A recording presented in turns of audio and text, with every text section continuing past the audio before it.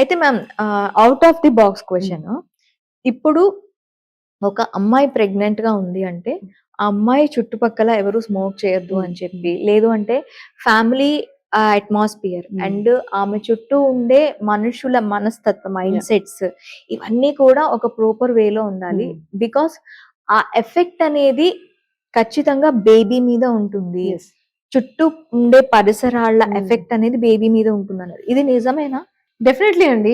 Even for that matter pregnancy plan చేసే వాళ్ళు కూడా, ఎవరైతే ఇన్ఫర్టిలిటీ ఇష్యూస్ తో బాధపడే వాళ్ళకు కూడా అదే చెప్తుంటాం. అంటే surround your cells with positive atmosphere అని చెప్తుంటాం. బికాస్ అది డెఫినెట్ గా place a major role.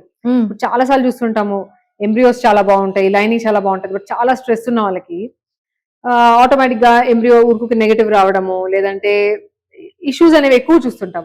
So definite గా అందుకనే ఈ సైకలాజికల్ కౌన్సిలింగ్ అనేది చాలా it plays a major role. And also మీరు అన్నట్టు ఈవెన్ ప్రెగ్నెన్సీలో కూడా baby can start hearing very early.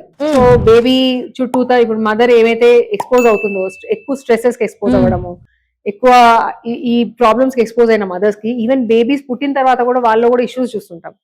So మీరు అన్నట్టు ఆ మెంటల్ వెల్ బీయింగ్ అనేది చాలా ఇంపార్టెంట్.